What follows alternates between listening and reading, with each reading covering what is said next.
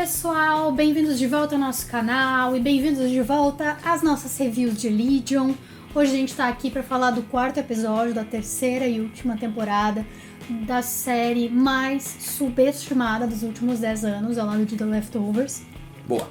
E antes da gente começar, não esquece de dar joinha se você gostou do vídeo, de comentar aqui embaixo o que você achou do episódio, se inscrever no canal se ainda não é inscrito, acionar o sininho para receber nossas notificações, porque a gente vai fazer a review de todos os episódios dessa temporada de Legion. Compartilhe nas redes sociais e nos segue nas redes sociais. Nós estamos no Facebook, no Instagram e no Twitter. Chegamos à metade da temporada. Tá passando muito rápido. Tá passando muito rápido e é absolutamente fascinante a forma como em 4 episódios nós resolvemos diversas coisas que estavam já pré-estabelecidas e que a gente achou que ia se estender por toda a temporada. Eles estão resolvendo uma piroca por temporada, por episódio. Todo episódio é alguma coisa nova que é descoberta, é alguma coisa nova que é resolvida, e dessa vez não foi diferente. Foi simplesmente abismal a forma como eles trataram esse episódio. É que não falta criatividade pra criar conflito interessante. Então eles não precisam se focar em um conflito maior e daí se prolongar e ficar enchendo linguiça até chegar lá. E quando eu digo que eu adoro o Legion porque ele é imprevisível, é a episódios como esse que eu me refiro, porque nunca em 1 milhão de anos eu imaginei que eles iam fazer um episódio assim, que essa ideia que eles tiveram pra esse episódio ia ser executada da maneira como ela foi executada, que ele ia ir pra onde ele foi. E foi sensacional, eu não canso de dizer como essa série é maravilhosa, porque esse episódio foi absolutamente incrível. Todos os minutos foram muito bons, todos os personagens que apareceram tiveram uma importância pra trama, tiveram um arco bem desenvolvido nesse episódio. E a forma como a gente é apresentado, foi apresentado em 4 episódios a questão de viagem no tempo, e de como isso agora começou já a apresentar suas consequências também é um exemplo de storytelling e de narrativa bem construída, pra não ficar criando um monte de coisa, sabe, um monte de coisinhas desnecessárias, um monte de fiapo que depois o roteirista vai ter que ficar remendando pra poder explicar. E é interessante como eles costuram muito bem o desenvolvimento de personagem dentro do conflito. Não é só conflito. Os conflitos servem para maior desenvolvimento dos personagens, por isso que eles já são resolvidos. Nós vemos o David se segurando para manter aquela fachada, aquela persona que ele quer que as pessoas acreditem. E no fim a gente vê ele falando que... It's war. Não It's war, antes do It's war. É tipo, as coisas que me machucam não são reais, as pessoas que me machucam não são reais, e a gente vê esse mundo de fantasia que ele tá tentando criar e no qual ele tá tentando viver, e que ele tá tentando transparecer pras pessoas, mas que na verdade por dentro ele não é. Incrível também que é muito como ele é extremamente egoísta, extremamente autocentrado, que no momento que ele encontra a mãe dele no passado e ela diz assim, você vai ajudar a gente? E ele diz, não, isso não é sobre o mundo, é sobre mim. Sabe? Tipo, ele completamente maluco, completamente pirado, completamente... Self-absorbed. Essa é a palavra. Ele é self-absorbed. E ele tá em uma grande ego trip. Ele é autofascinado. Essa temporada de Legion é uma grande ego trip do David. E é isso que a Lane tá cansada. Porque daí a gente vê o desenvolvimento mais da Lane. Que nossa, foi incrível, foi incrível. Que quer ir embora com a mulher dela, que acredita que ela tá grávida da Lane. Como? Porque ela acredita que se 2 mulheres ficam juntas, elas vão ter uma mulher. Ela tava certa. E que o nome dela, salmão, não é um peixe, é uma cor. Sabe? Isso é engraçado.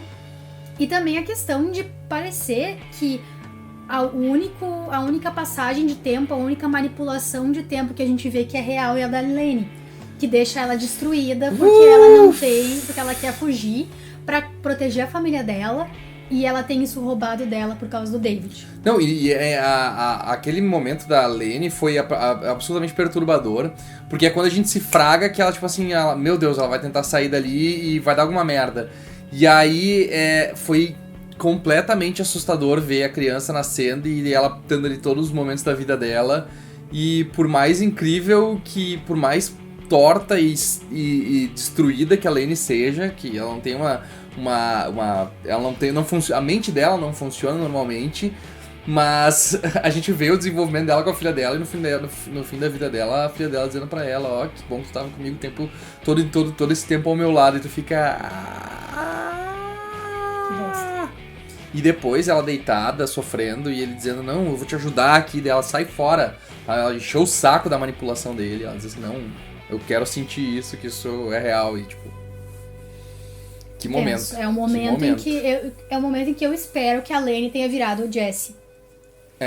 Pode ser. E que ela vá uma se relação virar contra o David. Sim, é uma relação bem Walter White e Jesse, assim, né? É verdade mesmo. Muito interessante essa comparação, porque é o que tá me parecendo. Tá me parecendo que, tipo, no final das contas é ela que vai ter que parar o David, sabe? Tipo, ela é a única que consegue chegar perto o suficiente pra parar o David.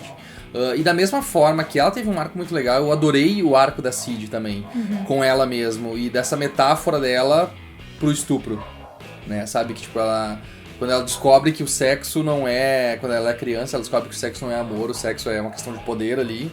E aí depois ela entende que ela conhece o amor e depois se torna novamente uma questão de poder e ela é novamente decepcionada com aquilo. E mesmo que aquilo seja um demônio, não seja ela mesma de verdade ali conversando com ela... ela, ou talvez seja ela mesma, ela se vendo. Conversando com ela mesma. Sim, mas não digo, não é ela encarnada ali, é ela vendo ela mesma e conversando. Mas faz ela também tomar algumas, sabe, faz ela também entender que ela também tá sendo egoísta. É. Por causa dessa tatuagem, porque ela mencionar, mas e essas tatuagens? Que dizer, eu primeiro, que ela também tá sendo egoísta nessa história. Tu não quer te isolar? Não vai te isolar numa ilha então mesmo? E aí ela, pois é, né? E aí a gente tem...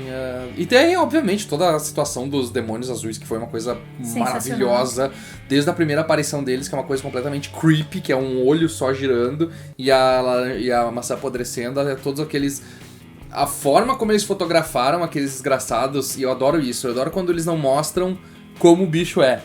É a mesma coisa que aquele filme Sunshine fez, onde tu nunca vê muito bem, porque tu sabe que se tu vê a pessoa, o monstro, como ele realmente é, tu vai ver que é uma fantasia ruim.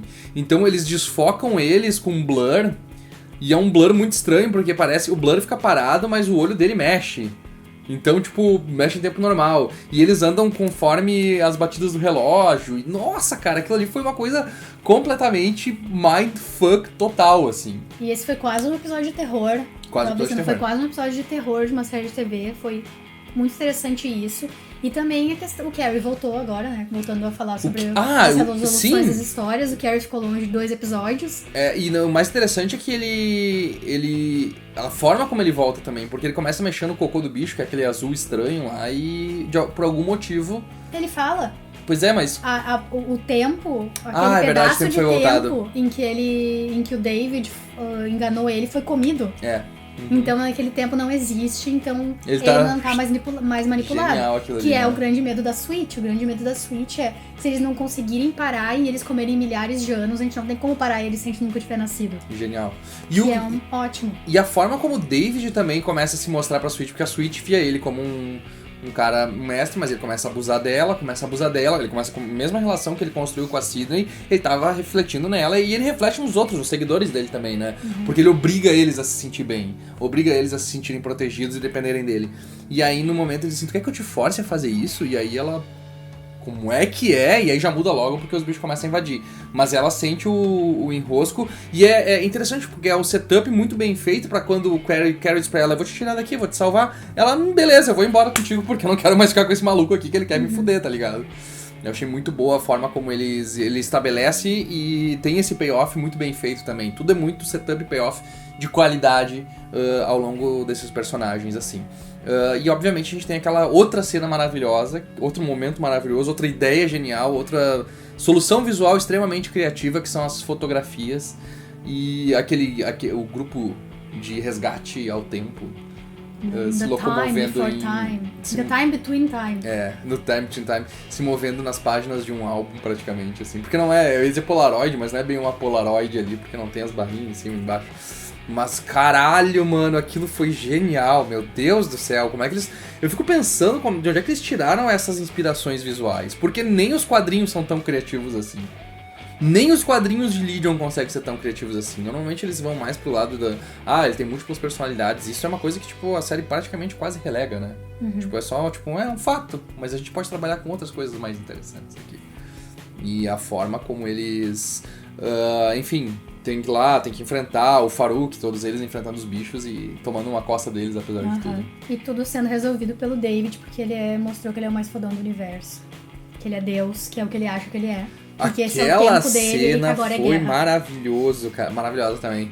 Ele travado naquela merda, ele, mas peraí, só porque eu sou Deus, e de repente ele se multiplica, e ele vira Vishnu de 1000 braços, e ele queima o bicho e diz, sai fora aí, eu vou matar todos vocês. E eu pensei que isso ia ser outra coisa que ia se alongar ao longo de vários episódios, e não, eles resolveram. Eles começaram, eles introduziram o conceito e resolveram. Porque não era sobre isso o episódio. Não. O episódio era sobre o David perder a Switch. E agora ele tem que ir atrás da Divisão 3 pra resgatar a Switch. Porque até agora ele não tava sendo combativo. Ele tava sendo reativo. Ele tava ficando quieto na dele, procurando uma viajante no tempo pra tentar impedir que o Farouk entrasse nele quando criança. E só se defendendo. Agora ele vai pro ataque porque ele precisa da Switch de volta. Porque ele não sabe quando é que ele vai encontrar outra viajante no tempo.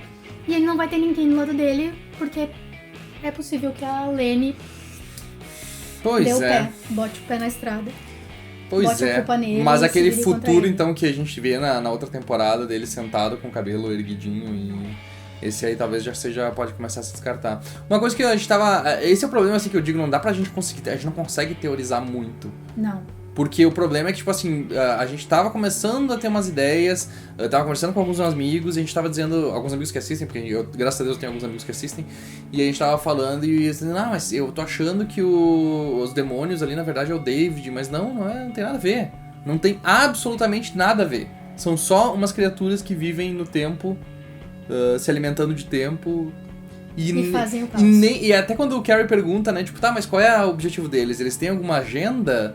Eles estão ali só pra se... eu vou ter que calcular. Quanto tempo vai levar? 3 anos pra calcular. Tipo, caralho, então, foda-se, não adianta, a gente não tem que saber. Sabe, a gente não tem que saber qual é o objetivo deles. A gente só tem que parar eles de uma vez. E o David coloca o medo de Deus neles. Lembrei do demônio em Crowley, dizendo que botei o temor de Deus nas plantas. Botou o temor de Deus nas criaturas do tempo e... A única coisa que dá pra gente pensar é numa coisa geral. Tipo, quadro, um big picture. O David quer buscar a Switch de volta e vai atacar a Divisão 3 de alguma forma. Essa é a extensão de onde a gente consegue... De onde eu quero. Pra ser bem sincera, eu não quero teorizar Legion. Eu não quero ficar pensando e mirabolando e tentando descobrir o que vai acontecer. Eu quero ser surpreendida. Mas sabe o que é legal? Porque eu tava pensando agora, eu fico imaginando assim, tipo, nossa, como é que vai ser? Porque agora a Divisão 13 vai ter a Switch, né? Vai ter o Ptônome, vai ter todas as mentes trabalhando juntos pra tentar resolver o problema que é o David atacar eles. Só que agora eles vão ter, porque antes eram eles atacando o David e o David conseguindo voltar no tempo e fugindo. Só que dessa vez eles vão ter a Switch, então toda vez que o David atacar, eles vão ter uma chance de voltar no tempo e tentar arrumar. Eu quero ver de que forma isso vai afetar o David, de que forma essa guerra entre eles vai se desenvolver, porque é muito interessante e fica muito mais complexo agora. Eu acho que talvez nos próximos episódios ele vai matar alguém acidentalmente. E eu acho que isso vai colocar um prego no caixão do David, de que ele não tem volta, ele não tem redenção, não tem como consertar isso. Ou, no final, ele vai conseguir consertar e nada disso vai ter acontecido. E daí Legion vai terminar com ele sendo um cara normal, feliz, com o pai dele e a mãe dele, e nada tendo acontecido. Ou não vai ser nada disso também. Ou não vai ser nada disso, porque tem 1 milhão de lugares pra onde ele pode ir, entende? Porque assim, a gente ainda tem a Cid ainda tem o braço dela, ela não perdeu o braço ainda. E a gente sabe que eles acharam que isso seria a coisa que ia destruir o mundo. Mas como a gente viu, não vai ser isso que vai destruir o mundo. Ainda é a ganância do David de querer recuperar o passado dele, recuperar a vida dele. Porque, ai meu Deus, eu perdi minha vida. Todo mundo é fudido, todo mundo se fode. Não é só ele que se fudeu esse tempo todo. Só que eu acho que ele tá longe, ele tá num momento de loucura completa que ele não tem... Ele vive outra realidade, ele vive na própria realidade. Ele não consegue consertar os erros do passado dele porque ele não admite que os erros do passado dele foram erros. Ele não considera um erro. Ele acha que ele tá certo, ele acha que esse é o problema. Ele é sabe? Deus e Deus não erra. Deus não erra. E ele diz que esse é o mundo dele, então é os outros que erram com ele. É sempre os outros. O problema é sempre os outros.